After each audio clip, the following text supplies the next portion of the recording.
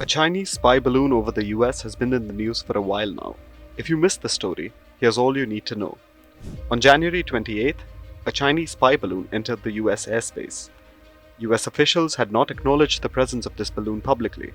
2 days later, the balloon entered the Canadian airspace. On January 31st, it floated in the US airspace over Idaho. This is when the US officials started considering shooting it down, but they decided against it, citing the risk to people on the ground. A day later, the balloon was spotted over Montana. It was flying near an Air Force base. Local residents could not figure out what it was. Some thought it was an unidentified flying object, or a UFO. Some thought it was a star, while others thought it was a comet. And at first I thought it was a star, but I thought that was kind of crazy because it was broad daylight, and when I looked at it, it was just too big to be a star. And it kind of at first seemed like it had a comet trail or tail, and then it just totally stopped and just started hovering. Cut to February 2nd. The US got in on the action. It disclosed that the balloon had been flying over mainland America for several days. The Pentagon clarified that it was flying well above the commercial air traffic, and it did not pose a military or physical threat to anybody. But the drama had just started.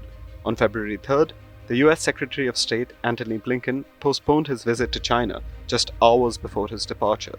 He said that the surveillance balloon undermined the purpose of his trip. It's a violation of our sovereignty. It's a violation of international law. And it was very important that we, of course, take the actions we did to protect any sensitive information, to protect our people, and to make clear to China that, again, this is an unacceptable as well as irresponsible action.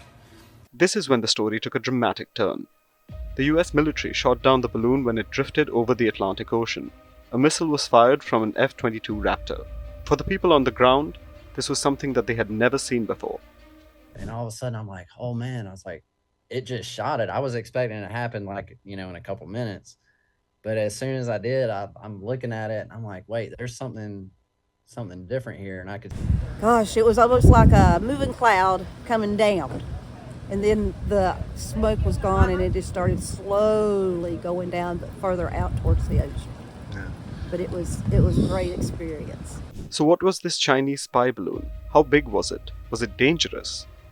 It was as big as 3 buses put together. It was an unmanned aircraft but carried a large payload. It was floating eastwards at about 60,000 feet. How did China react to this whole incident? Seems like it got caught in a lie. Initially, the country called for calm as it clarified facts. Then, it called it a weather balloon. After the balloon was shot down, China got really angry. It accused the US of overreacting and said that the act was a serious violation of international practice. China also threatened that it reserves the right to make further responses. And now it wants the balloon to be returned to them. China called it the weather balloon. What exactly is it? Weather balloons are made of latex and synthetic rubber. They're filled with either hydrogen or helium. They can fly around 2 hours and can drift as far as 200 kilometers. Weather balloons are used to measure pressure, temperature, and humidity. Now, it is important to understand what a spy balloon is. These kind of balloons usually operate at about 80,000 to 120,000 feet, well above commercial air traffic. They can scan a huge part of territory. Launching spy balloons is more economical than using a satellite. Has it ever been used before? Yes. This wasn't the first time a spy balloon was used. During World War II, Japan tried to loft incendiary bombs into the US using balloons.